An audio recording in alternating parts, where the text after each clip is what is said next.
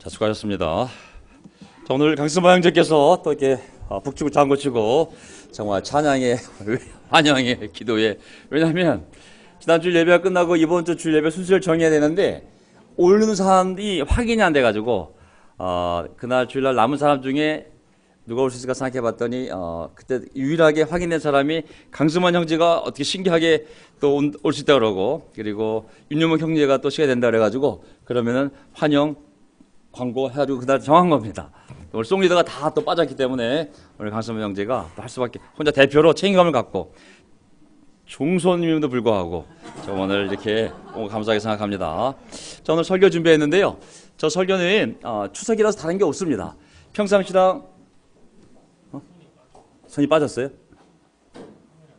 이거요? 예.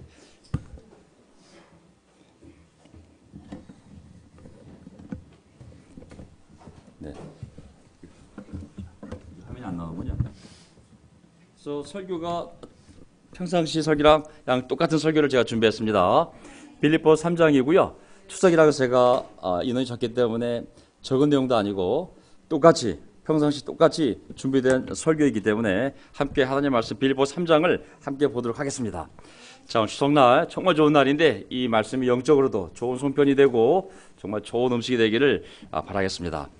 자, 오늘 저의 설교 제목은요, 사도 바울이 빌립보 교회 형제자매들에게 이렇게 얘기를 합니다. 여러분 다 함께 나를 본받으십시오. 원래 그리스도의 신앙은 본받는 신앙이잖아요. 예수님을 본받고 예수님을 보고 그대로 따라 살려고 했던 사도들을 본받고, 다 이게 본받는 신앙 아니겠습니까?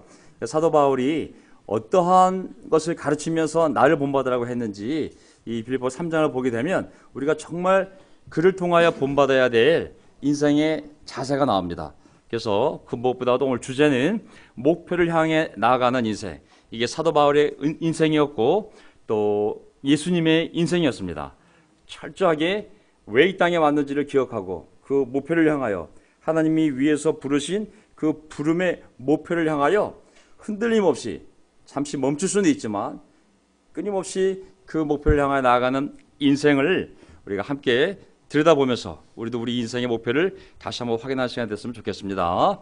자, 오늘 설교 5절을 보게 되면요, 3장이지만 한 장 안에, 빌립보 3장 안에 정말 하나님을 믿는다는 신앙의 본질이 뭔지, 하나님을 믿는다는 신앙의 목표가 뭔지, 그리고 하나님을 믿는다는 신앙의 태도가 뭔지 아주 한 장이지만 잘 나와 있습니다. 그래서 오늘 이렇게 요점으로 정리해서 빌립보 3장을 함께 공부하도록 하겠습니다.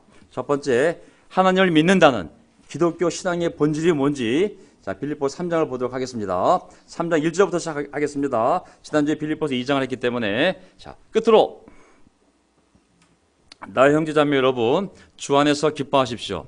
내가 같은 말을 되풀이해서 쓰는 것이 나에게는 번거롭지도 않고 여러분에게는 안전합니다. 자, 2절, 개들을 조심하십시오. 이 개들은 집에 있는 짖는 개가 아니고 악한 일꾼들을 조심하십시오. 살을 잘라내는 할례를 주장하는 자들을 조심하십시오. 자, 빌립보 교회를 보게 되면 그 안에 바울이 봤을 때는 너무 훌륭한 교회, 바울이 끝까지 잘 보살핀 놀라운 교회였지만 또 각 개인이 훌륭한 또 그리스도인들이었지만 그 안에 두 가지 큰 문제가 있었어요. 하나는 일치가 되지 않는 어려움, 또 하나는 그 안에 또 유대주의자들, 할례를 받고 모세율법을 다 지킨 다음에 예수를 믿어야 구원을 받든지 할 거라고 다시 구약 율법을 얘기하는 잘못된 교사들이 있었어요. 그래서 이 첫 번째 문제에 대해서는, 첫 번째 보세요. 교회 내의 불일치에 대한 경고를 하면서 방법은 하나밖에 없다. 겸손해라. 그러면서 예수님의 삶을 본보기로 보여주면서 예수님이 하나님 아들이지만 여기까지 내려오지 않았냐고, 하지만 결과는 다시 올라가지 않았냐고, 네가 억울해도 낮아지면 하나님이 널 높일 수 있다고, 겸손만이 교회가 하나 될 수 있는 길이라 말씀하셨어요. 그러면서 비록 문제가 있지만 기뻐하라고, 교회 안에 문제가 있지만 그래도 기뻐하라고, 나도 감옥 안에서 기뻐한다고, 너희도 기뻐하라고. 어떻게 보면은 문제가 많을 때 기뻐하는 것이 삶을 해결할 수 있는 방법이 될 수 있습니다. 우울해지지 말고 결정하는 겁니다. 그래도 하나님이 컨트롤하고 있고 내 삶을 인도하고 있고 하나님이 책임질 거고, 그 믿음을 가지고 기뻐하는 것을 결정을 해야 되는 것이죠. 그 다음에 이제 두 번째 절에 당시 거짓 교사들에 대한 경고를 하고 있는데 방법은 이겁니다. 조심하라고. 없앨 수는 없어요. 교회 안에 들어오는 이 거짓 가르침을 이슬람교의 영향이든 아니면 뭐 이단의 영향이든 그걸 막을 수가 없어요. 절대 막을 수가 없어요. 우리가 잘 알고 분별하면 되는 겁니다. 방법은 우리가 조심해서 잘 알고 분별하면 되는 것이지 그것을 들어오는 것을 막을 길이 없습니다. 그래서 강력하게 구원을 틀어놓는 자들에 대해서 악한 일꾼들 조심하라고. 자, 어떻게 보면 이제 예수님이 오심으로 인간의 역사가 두 가지로 바뀌는 거거든요. 제가 설명을 해놨는데 예수 그리스도의 모든 기적과 부활을 부인하고 하나님의 새로운 약속, 하나님의 새로운 계획, 새로운 인생, 새로운 출발을 거부하고 계속 옛것을 주장하는 자들에 대한 경고를 하는 겁니다. 이제 모세율법 아니야. 그 모세율법은 구원받기 위한 것이 아니라 예수님이 올 준비를 시키는 것이 율법의 목적이라고. 이제 그분이 오셨으니 예수를 믿고 죄 용서함을 받아 하나님 앞에 의롭게 인정을 받고 구원받는 것이지 더 이상 너희들이 전통과 율법은 안 된다고. 바뀌었다고 세상이. 네가 어떻게 살았든지 간에 하나님이 교회를 세웠고 네 과거에 어떤 상처가 있는지 모르지만 하나님 널 여기로 불렀고 여기 예수님이 있고 교회가 있고 새로운 약속, 너 인생에 대한 새로운 계획, 새로운 출발을 예수님이 준비해 놓았다고. 과거를 잊으라고. 근데도 계속 과거를 얘기하면 그게 문제가 되는 거거든요. 세상이 바뀌었습니다. 아멘. 저도 30년 전에 여기 왔을 때 옛날 삶이 아무리 엉망이었어도 예수님이 네 인생이 바뀌었다고. 내가 너를 불렀고 완전히 새로운 인생을 내가 준비해 놓았다고. 넌 이제 새 출발할 수 있어. 근데 제가 아니에요. 전 죄인이에요. 그냥 술이나 먹고 살고 싶어요. 저희 집안이 원래 그래요. 전 종손도 아니고 그냥 종자예요, 종자. 이러면은 아무도 바뀔 게 없어요. 유대인도 마찬가지. 야, 너희 나라가 바뀌었다고. 메시아가 왔다고. 새로운 나라, 새로운 하나님의 나라가 너에게 임한 거라고. 그 거부했잖아요. 그게 바로 아까 얘기한 개 같은 자들인 거예요. 하나님의 아들이 와서 그런 기적을 보여주고 그런 새로운 날 약속한데도 불구하고 고집을 피우고 자꾸 옛것을 얘기하고 하나님을 막는 자, 그런 개 같은 자들을 조심하라고. 예. 그래서 하나님이 창조하시고 난 후 인류의 역사는, 인류의 미래는, 인류의 방향은 이제 하나님의 아들 예수 그리스도가 우리의 주님이 된 이전과 이후로 완전히 세계 역사가, 우리의 인생이 바뀌는 겁니다. 인류의 역사도 우리 인생도 예수님이 내 주님이 되기 이전과 이후로 완전히 비포 애프터로 바뀌는 겁니다. 그래서 로마서 6장 6절을 보게 되면 자꾸 옛사람, 새사람 강조하지 않습니까? 옛사람과 새사람, 완전히 다른 두 사람. 죄의 종, 주님의 종. 지옥행, 천국행. 마귀가 인도하는 삶, 하나님의 영이 인도하는 삶. 멸망으로 가는 삶, 영원한 생명으로 가는 삶. 성경은 분명히 구분하고 있거든요. 고린도후서 5장 17절도 누구든지 그리스도 안에 있으면 완전히 새로운 피조물입니다. 옛것은 지나갔습니다. 보십시오. 새것이 되었습니다. 아멘. 저는 이 구절이 강력한 구절이라고 생각을 해요. 어떤 집안이 되었던, 어떤 과거가 있든지 간에, 어떤 상처가 있든지 간에 그리스도 안에 있으면 완전히 새로운 피조물이요. 보라, 옛것은 지나갔으니 완전히 새로운 인물이 되었다고. 사람들이 보기에는 옛사람이지만 우리의 속사람이 변화되었고 성령이 인도하는, 마귀가 사라진 새로운 인생이 시작되었다고. 근데 그것을 거절했을 때 사도 바울은 개 같은 자들을 조심하라고 그랬습니다. 3절. 하나님의 영으로 예배하며, 하나님의 영으로 예배하며, 보세요. 새로운 사람 이제 하나님의 영으로 예배하며 그리스도 예수 안에서 자랑하며 육신을 의지하지 않는 우리들이야말로 참으로 할례 받은 사람입니다. 왜냐하면 유대인들이 계속 육체적인 할례를 강조하고 그 할례를 받아야지만 구원을 받았다고 하니까, 그래? 그 할례 정신이 뭔지 알아? 원래 할례의 정신은 하나님이 인간에게 할례를 주고 했을 때 그 할례의 진짜 정신은 뭐냐면 육체의 일부분을 잘라내는 것이 아니라 이 세 가지야말로 진짜 하나님이 원하는 마음의 할례라는 거예요. 우리 모두 다 이 참으로 이 할례 받은 사람들인 것이죠. 첫째, 하나님의 영으로 예배하며. 아멘. 지금 우리가 누구의 영으로 예배하고 있습니까? 예, 하나님의 영 안에서, 성령 안에서 예배하고 있습니다. 말하는 자나 듣는 여러분이나 찬양하는 자나 기도하는 자나 모든 자들은 지금 하나님의 영으로 우리를 아버지께로 인도하는 줄 믿습니다. 아멘. 우리는 누구의 이름을 가지고 아버지께 나갑니까? 오직 그리스도 예수 안에서 자랑하며 우리 삶의 완전한 변화는 무엇입니까? 이제 주님이 예수 그리스도가 우리의 주님이 되신 것이죠. 육신을 잊지 않는 우리들이야말로 참으로 할례 받은 사람입니다. 할례를 육신에 받습니까? 마음에 받습니까? 예, 마음에. 우리 모두 세례 받을 때 성령에 의하여 우리의 죄가 다 제거되어진, 완전히 제거되어진 참된 할례를 받은 자들입니다. 자, 하나님의 영으로 예배하며 그리스도 예수 안에서 자랑하며, 자, 설명을 보게 되면 이제 예수님을 통하여 새로운 날이 오기 전에 옛날 하나님의 언약 아래에 있던 사람들, 곧 종 모세를 통해 주어진 옛 이 구약 제도 하에서는 하나님께 어떻게 나가냐면 짐승을 죽여 태우는 제사와 그 짐승의 피를 가지고 성소로 들어가는 것이 하나님께 나가는 길이었어요. 하지만 이제 우리는 이 새로운 언약 하에서는 예수님의 영원한 피로, 예수님의 이름으로 우리는 날마다 담대하게 하나님의 보좌로 나아가 그분의 얼굴을 바라보면서 찬양하며 예배드리는 참으로 할례 받은 사람들이 우리입니다. 아멘. 예. 그래서 로마서 2장 29절에도 성령으로 마음에 받는 할례가 참 할례입니다. 이런 사람은 사람에게서가 아니라 하나님에게서 칭찬을 받습니다. 그럼 우리는 육체의 할례를 받은 사람입니까? 마음의 할례를 받은 사람입니까?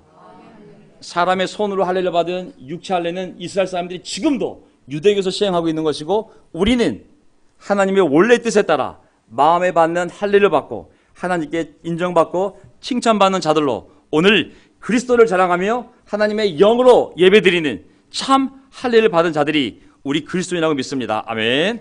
예. 자, 7절에 가게 되면 이제 사도 바울이 이렇게 자기의 과거를 정리해 버립니다. 저도 이런 마음이고 여러분들도 이런 마음일 거라 생각이 되는데요. 7절. 나는 내게 이루었던 것은 무엇이든지 그리스도 때문에 해로운 것으로 여기게 되었습니다. 내가 예수를 만나기 전에는 보세요. 나에게 이루었던 것이 무엇이든지 이제는 그리스도 때문에 해로운 것으로 여기게 되었습니다. 해롭다는 말은 오히려 옛날에는 이익이었지만 지금은 그게 나한테 손해가 돼. 옛날에 그것이 너무 좋았지만 지금은 하면 할수록 나에게 피해가 돼. 이루었던 것이 해로운 것으로 예수님 때문에 바뀌게 되었다고 그랬어요. 예전에는 그것이 나에게 유익하고 도움이 되는 것이었지만 이전의 자랑거리들이 이제는 오히려 예수님을 따르는 삶에서는 해로운 것, 손해가 되고 피해를 주는 것이라고 생각이 바뀌었습니다. 우리도 세례 받은 후에 같은 것을 경험하지 않습니까? 옛날에 베스트 프렌드던 술 친구들, 지금은 원수죠. 우리가 이제 전화 오면 마귀를 조심해야지. 옛날 외로울 때는 그 친구 얼마나 감사했는지. 고맙다, 너밖에 없다. 역시 내 친구야. 12시에도 새벽에 달려나갔지만 지금은 그냥 술을 사준다고 해도 저 원수가 날 부르는구나. 예, 해로운 것으로, 그것이 책이 되었던 사람이 되었던 일이 되었던 이제는 그리스도 때문에 다 해로운 것으로 여기게 된 것이죠. 사도 바울도 유대인으로서 유대인의 전통, 관습, 이런 구전들이 가장 놀라운 지식이었지만 지금은 예수 그리스도 한 다음부터는 야, 저게 다 해로운 것이구나. 예수 그리스도를 못 믿게 하는 해로운 것이구나. 다 버렸음을 알 수가 있습니다. 8절. 그뿐만 아니라 내 주 예수 그리스도를 아는 지식이 가장 고귀함으로 나는 그 밖에 모든 것을 해로 여깁니다. 나는 그리스도 때문에 모든 것을 잃었습니다. 이게 사도 바울의 세례받고 나서 삶에 대한 태도였어요. 나는 이제 예수 그리스도를 아는 지식이 유일한 진리고 가장 놀라운 지식이므로 그 밖에 다른 지식은 이제 소용이 없다는 거지. 그냥 해롭다고 차라리. 나는 그리스도 때문에 모든 것을 잃었고, 설명을 보게 되면 예수님을 아는 지식이 최고이므로 그 외의 모든 지식들, 종교적 지식들, 철학, 다른 학문들의 흥미를 잃고 더 나아가 무익한 정도가 아니라 오히려 손해, 그걸 하면 할수록 나에게 손해가 되고 손실이 된다고 여기게 된 겁니다. 다 버렸다. 왜 버렸을까요? 두 개가 양립이 안 되니까. 양립이 안 되니까. 아니, 양립이 안 되는 정도가 아니라 오히려 해롭니까. 다 버렸다고 얘기하고 있습니다. 저도 옛날에 이제 학생 운동권 출신이었을 때 저에게 가장 고귀한 지식은 사회과학 지식이었어요. 그래서 운동권 학생들은 커리큘럼이 있어요. 커리큘럼. 출판사도 정해져 있어요. 이미. 그쪽 분야 출판사들 책들이 있어요. 쫙쫙쫙쫙 올라가면서 토론하면서 그 지식이야말로 대학생으로서 배울 수 있는 최고의 학문적인 지식이라고 생각했거든요. 예수를 믿고 나니, 성경을 읽기 시작하니 그게 슈레기가 되면 아무 쓸모없는 마르크스도 슈레기, 사회주의 혁명도 볼셰비키도 슈렉이 한때 그것이 내 삶의 기초였지만 전부 해롭게 여기게 된 거예요. 모든 것을 잃어버렸다고, 다 버렸다고 하지 않습니까? 무엇을 위해서? 내 주 예수 그리스도, 내 주 예수 그리스도를 아는 지식을 생각해 보았을 때 오히려 그런 것들이 나에게 아무런 도움이 되지 않아요. 제가 한번은 저는 신한은행 다닐 때 신한은행 4년차 대리 진급하기 전에 제가 이 모임에 오게 되었고, 그리고 바이블톡에 가서 그들의 모습을 보고 너무나 그들의 밝은 모습을 보고 제가 성역 공부를 하고 세례를 받았습니다. 그때 제 대리 진급하기 전에 시험을 봐야 되는데 거기에 여러 과목이 있습니다. 여러 과목이 있는데 그 중에 하나가 이제 은행 상품들을 계속 출시하기 때문에 그런 상품들을 또 이 시험 과목에 들어가 가지고 굉장히 많은 양을 고시 공부하듯이 4과목을 패스해야 대리가 될 수 있습니다. 웬만큼 고시 공부하는 만큼 이제 어렵거든요. 제가 이제 그 전에 바로 이제 이 교회 와서 성역 공부를 하고 세례 받았는데, 세례 받고 나서 그렇게 공부가 싫다고요. 내가 차라리 성경 구절 하나 더 외우는 게 낫지. 이놈의 상품 매년 바뀔 건데 이 규정 외워서 내가 뭐하나. 제가 꼴찌했어요. 그 과목 꼴찌했어요. 동기부여가 안 되는 거예요. 내가 신이 있으면 성경 구절 하나를 더 외워야지. 내가 이 상품 줄줄이 외워서 갖다 뭘 쓰나. 이 은행 규정 외워서 뭐 했으나.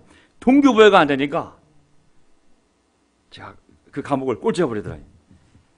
어쨌든 사도 바울도 진짜 유대교 지식, 뭐 가브리엘 밑에서 그냥 장로들의 뭐 탈무드, 뭐 수많은 그 구약과 관련된 많은 신학적인 책들이 있었지만 예수를 알고 나서는 다 갖다 버린 거죠. 이거 슈렉이구나. 예수님을 알면 되는 거구나. 나는 그 모든 것을 오물로 여깁니다. 더 나가는 걸 보세요. 이제는 오물로 여긴다고. 나는 그리스도를 얻고 그리스도 안에 있는 사람으로 인정받으려고 합니다. 내가 그리스도를 얻고 그 안에 있는 사람으로 인정받기 위해서 이전에 했던 것들은 다 슈렉이 정도가 아니라 더 나가는 겁니다. 오물. 배설물의 헬라어 스퀴발라는 개에게 던지는 것으로 똥이나 음식 찌꺼기 또는 쓰레기 등을 의미한다. 이것은 바울이 그리스도를 만난 후 그 이전의 삶 전체에 대해서 얼마나 철저하게 버렸는가를 시사한다. 제가 그대로 주석서하고 내용을 따온 거예요. 바울이 모았을 때 예수를 알기 전에는 이 지식이야말로, 이 종교야말로 내 삶의 가장 베스트한 거라고 생각했지만 예수를 만나고 예수를 깨닫는 순간 구약 39권이 아니라 구약을 잘못 해석했던 수많은 종교적인 책들, 시스템, 관계, 그런 것들이 그냥 오물로 여겨진 거예요. 왜? 그런 것들이 오히려 예수를 만나는 것을 방해하고 있기 때문에. 그래서 그는 그의 관계, 그의 공동체, 그의 지식을 다 버렸음을 알 수가 있어요. 어떻게 버렸냐면 양립이 아니라 그냥 오물로 여길 정도로 과거의 삶을 완전히 버렸음을 알 수가 있습니다. 우리의 특징이 바로 이러한 과격한 변화입니다. 아멘. 우리가 세례받고 나서 술 친구들 끊어져요, 안 끊어져요? 안 끊어지면 진정한 그리스도인이 된 것이 아니죠. 우리는 우리의 공동체, 우리를 과거의 죄로 연결시켰던 모든 관계들, 모든 삶의 방식을 다 끊었음을 알 수가 있습니다. 이렇게 과격하게 자기 삶을 철저하게 변화시킨 사람들이 모였기 때문에 이 교회가 강력한 힘이 있을 수가 있었어요. 무슨 말인지 아시겠죠? 똑같은 생각을, 순수한 생각을 함께 공유하잖아요. 두세 명이 있어도 강력한 힘을 발휘할 수가 있는 거거든요. 그래서 우리가 이제 이런 순결한 꿈을 다시 만들어야 됩니다. 그때 다시 우리 교회에 불이 불 수 있는 거거든요. 잘 보세요. 제가 설명을 해놨는데 잘 안 보이겠지만 읽어보겠습니다. 어떤 가치 있다는 것은 뭐냐면 그것이 내 삶에 중요하고 덜 중요하고 어떤 것이 나에게 이익이 되고 반대로 해로운가를 결정하는 것이 이 가치잖아요. 근데 이 가치는 뭐와 관련이 있다고 그랬어요? 진리예요. 진리. 그리고 이 진리는 도덕과 관련이 있어요. 가치, 진리, 도덕은 다 함께 가는 거예요. 진리가 분명해지면 가치가 주어지는 거예요. 그 진리랑 가까울수록 이것이 더 가치 있는 거예요. 사람이 되었던, 지식이 되었던, 관계가 되었던, 무엇이 되었던 내가 믿는 진리랑 가까이 있으면 그것이 더 가치 있는 거예요. 어떤 사람도 내가 믿는 진리와 가까이 있는 사람이면 친근감을 느끼고 소중한 사람인 거예요. 내가 믿는 진리랑 아무 상관이 없는 사람이면 세상에서 아무 높은 사람도 나랑 별 가치가 없는 거예요. 그 사람이 나에게는. 그리고 진리가 분명해지면 가치가 주어지고 도덕관념도 분명해지는. 왜냐하면 모든 진리는 인간이 어떻게 살아야 할지에 대한 도덕 기준을 심어주거든요. 진리가 분명해지면 내 삶에서 어떤 것이 가치가 있는지 우선순위가 분명해지고 그 다음에 어떻게 살아야 될지에 대한 도덕관념이 분명해지거든요. 예수 그리스도는 하나님께로부터 우리에게 온 진리요. 예수 그리스도는 하나님께로부터 우리에게 온 진리요. 그분의 가르침과 해석이 바로 우리의 도덕적 삶의 기준이며 모든 것들의 유익한지 무익한지에 대한 가치 척도가 바로 예수 그리스도가 된 것이죠. 아멘. 전 이렇게 이런 구절들이 낯설지가 않고 우리 삶을 설명하는 구절이라고 생각을 합니다. 그렇지 않습니까?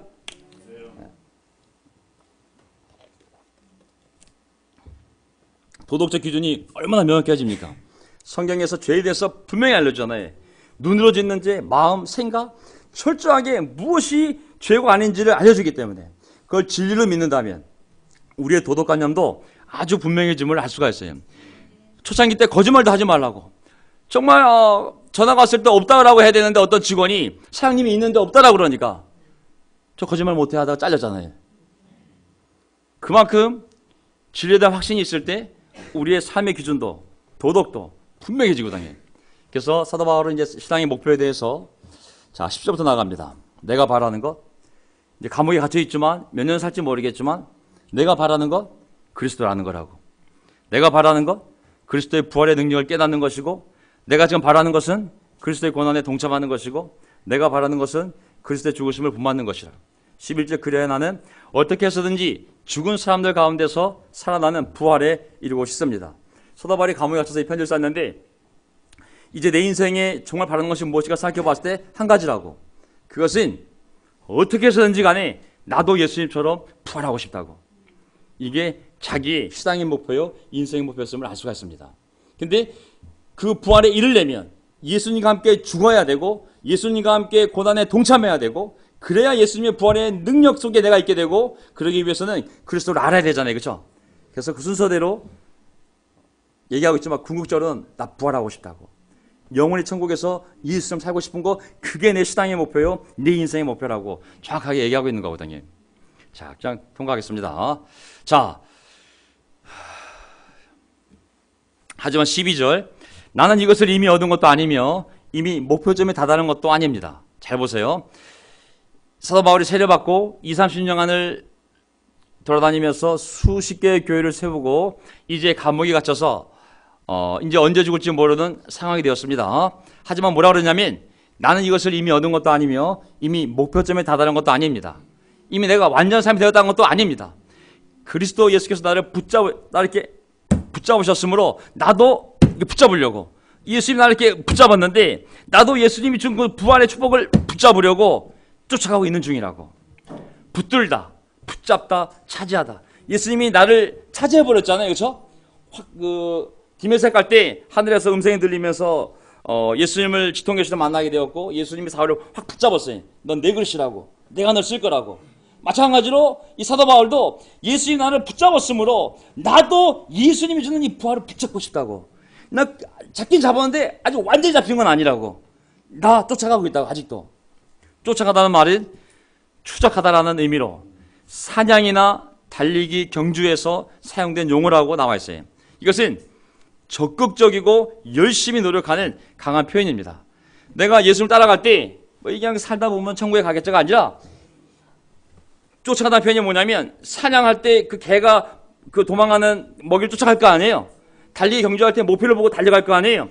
그런 적극적이고 열심히 노력하는 의미에서의 예수를 따라가는 제자의 삶이지 그냥 적당히 사는 삶이 아님을 알 수가 있습니다. 이 내용을 보면 참 우리가 배울 게 뭐냐면 날 본받으라 그랬으니까 자 그가 세례받고 사도가 되었고 많은 교회를 세웠고 그렇게 20년 30년 지났지만 아직 내가 완전한 부활한 것이 아니므로 아직 온전히 붙잡은 것이 아니므로 한 20km 남은 거예요. 한 80km 한 900km 달려왔다면 20km 남아있어요. 완성도가 한 80%밖에 안 된다고 생각한 거예요. 시간이 지나면 저절로 거기에 도달하는 것이 아니라 집요하게 바라보고 노력하고 달리고 있음을 얘기하고 있는 것입니다. 왜 이런 생각이 들었냐면요. 사도 바울이 감옥에 있잖아요. 이런 생각을 할 수 있잖아요. 아유 이제 됐다. 내가 세례받은 이후로 오늘 승마 형제도 얘기했지만 가난 집안에서 태어나가지고 평생을 고생해왔는데 이놈의 고생이 끝나질 않는구나.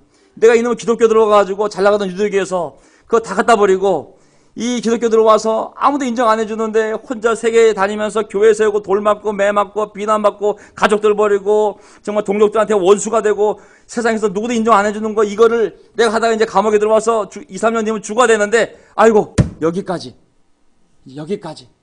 난 이제 좀 접고 그냥 남은 인생 그냥 글이나 쓰면서 편지 좀 살아야겠다 라고 한 것이 아니죠. 그는 지금도 붙잡으려고 계속 밀고 나가고 있다고. 그래서 제자의 삶은 끝까지 집요하게 바라보고 노력하며 가야 되는 삶입니다. 아멘. 자, 신앙의 태도 이제 끝냅니다. 형제자매 여러분, 나는 그것을 붙들었다고 생각하지 않습니다. 아직 붙들어 생각하지 않습니다. 아직 못 잡았다는 얘기죠. 자, 내가 하고 있는 일은 오직 한 가지입니다. 비록 내가 감옥에 있지만 몇 년 남은지 모르겠지만 지금 내가 하고 있는 일은 오직 한 가지입니다. 뒤에 있는 것은 잊어버리고, 이거 잘 아시죠, 그렇죠? 뒤에 있는 것은 잊어버리고, 거꾸로 되면 안 됩니다. 앞에 있는 것은 잊어버리고가 아닙니다.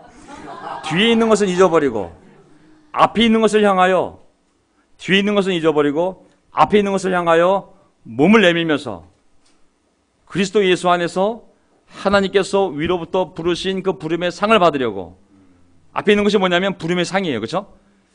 목표점을 바라보고 달려가고 있습니다. 아까 비슷한 표현이잖아요. 쫓아가고 있다고. 목표점을 바라보고 달려가고 있습니다. 비록 감옥에 있지만 뒤에 있는 것은 뭐냐면 내 과거의 세례, 내가 과거에 그리스도인으로서 이뤄놓은 업적들로 인해서 만족하고 멈추고 난 다음에 이 정도면 됐어. 30년간 교회 세웠지, 이 고생했으면 됐지, 뭘 더해. 이 정도면 충분히 천국 갈 수 있어. 여기까지야. 더군다나 여기는 감옥인데 뭘 더 하겠어. 이제 그만하자 라는 것이 아닙니다. 뒤에 것을 다 잊어버리고 마치 지금 세례받은 것처럼 나는 앞에 있는 것을 향하여 계속 목표점을 바라보고 달려가고 있다고. 목표점은 표대. 경주에서 결승선이 보이잖아요. 그렇죠? 결승을 딱 보고 달려. 위로부터 부르신, 하나님이 위로부터 부르신 그 부름의 상을 받으려고 앞에 있는 결승선, 조금만 더 가면 완전한 부활이 이루어질 수 있으니 거기를 향해 난 달려가겠다. 그래서 우리가 위로부터 부르신 이 하늘의 부르심을 잘 기억하기 바랍니다. 여기 계신 어머님들 누가 불렀어요? 목사가 불렀어요? 아들이 불렀어요? 누가 불렀어요? 하나님이 위로부터 부르지 않았습니까? 자식들 통해 오더라도 부르심은 위로부터의 부르심을 믿으시기 바랍니다. 아멘. 저도 저를 초대한 사람들이 있고 가르치는 사람, 금식한 사람 다 있지만 궁극적으로 저를 누가 불렀다고 생각하겠어요? 하늘로부터의 부르심이 있었기에 제가 여기 있는 것이지, 사람이 사람을 불렀다면 부른 사람이 떠날 때 떠나야 되지 않겠어요? 우리를 부른 사람이 사람이었다면 그 사람이 확신을 잃고 떠났을 때 우리도 떠나야 되지 않겠습니까? 하지만 우리가 남은 이유는 우리가 받은 부르심이 위로부터 하나님으로부터의 부르심이지 사람으로부터의 부름이 아니기 때문에 우리는 그 하나님이 변하지 않는 이상 계속 사도 바울 같은 마음으로 달려가야 되는 것이죠. 아멘. 예. 이것을 잊어버리게 되면 땅의 부름을 받게 됩니다. 그러면 땅의 사람이 되게 되고 다시 영적인 사람이 아니라 본능에 충실한 사람이 되게 되고 그리고 물질적인 사람이 되고 이 세상의 행복을 추구하는 그냥 현실주의적인 소시민으로 다 우리가 돌아갈 수가 있습니다. 그래서 3장 15절을 보게 되면 그러므로 믿음이 성숙한 사람은 모두 이와 같은 마음가짐으로 살아가야 합니다. 얘기잖아요.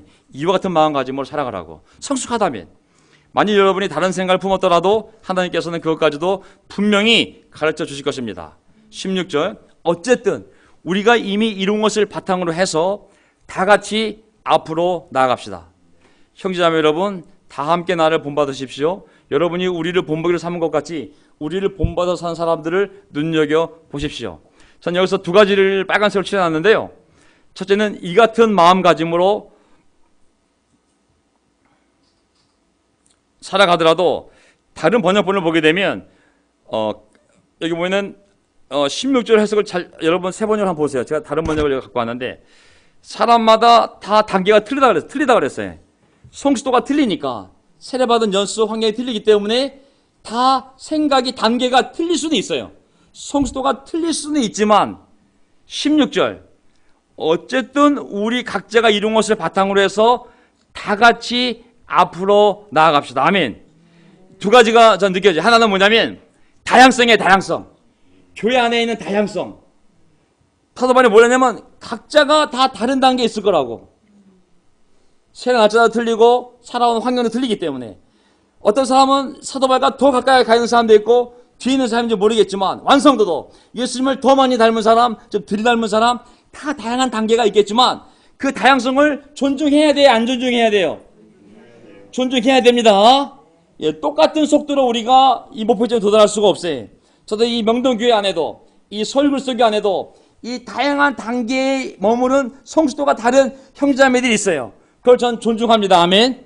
다 같이 전도하자. 전도할 수 있는 사람도 있고 아직 전도가 안 되는 사람도 있고 다 같이 새벽에 일어나자. 일어날 수 있는 믿음 있는 사람도 있고 못하는 사람도 있고 환경과 성숙 다 틀리기 때문에 획일적으로 교회를 끌고 갈 수는 없어요. 아멘. 왜 아멘 안 하세요? 뭐 획일적으로 끌고 가라는 얘기가 뭐예요 이거. 네. 저는 이 예배 못 나와도 누구도 좀 판단하지 않아요.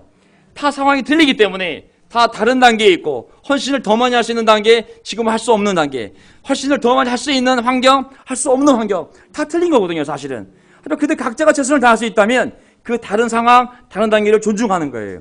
하지만 16절 다 같이 앞으로 나아가자고. 전 이것은 부탁하고 싶어요. 다 같이. 다 다르지만 한 마음으로 가라는 것이 빌립보서 내내 이 사도 바울이 얘기하고 있는 거예요. 왜? 빌립보 교회 안에 훌륭한 교회였지만 하나님과 놀라운 교제를 나누고 성령 안에서 교제하며 자비가 있고 동정이 있고 서로 위로하고 있지만 유니티가 잘 만들어지지 않았기 때문에 다 같이 앞으로 나아가자고.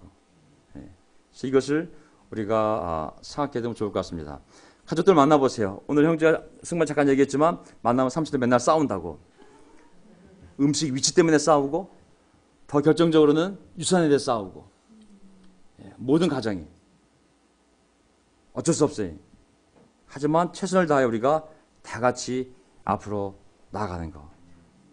끝났습니다. 이제 18절. 하지만 이렇게 하지 않으면 18절. 내가 여러분에게 여러 번 말하였고 지금도 눈물을 흘리면서 말하지만 많은 사람이 그리스도의 십자가의 원수로 살아가는 사람이다 그랬습니다. 그리스도의 십자가를 모르는 사람이 아니라 원수로 살아가는 사람. 모르는 사람이 아니라 원수로 살아가는 사람. 알면서도 거부하는 사람. 그 당시 유대주의자들, 또 예수님의 복음을 들으면서도 기적을 보고도 끝까지 믿지 않으려는 자들, 오히려 박해하는 자들, 그리스도의 십자가의 원수로 살아가는 사람이 많다고 했습니다. 19절 그들의 마침은 빨간색 보세요. 멸망이요. 그들이 섬기는 것은 배, 맛있는 걸 먹고 좋은 데 가고 편히 사는 것, 이것이 그들의 신이요. 그들의 영광스럽게 추구하는 것은 오히려 부끄러운 짓들, 음행, 정말 더러운 것들을 자기 인생의 가장 클라이막스로 여기고 그걸 추구하는 사람이요. 하나님의 일이 아니라 땅의 일을 생각하는 자들이라고 그랬습니다. 그들이 바로 그리스도의 십자가의 원수로 살아가는 사람들이. 그들은 땅의 일만 생각하고 우리가 보기에는 영적으로 보면 가장 부끄러운 일인데 그 일을 가장 즐거운 인생의 일로 생각하고 그리고 그들이 믿는 신은 자기의 배라고 그랬어요. 내 육신이 즐거운 것이 그들이 믿는 바요.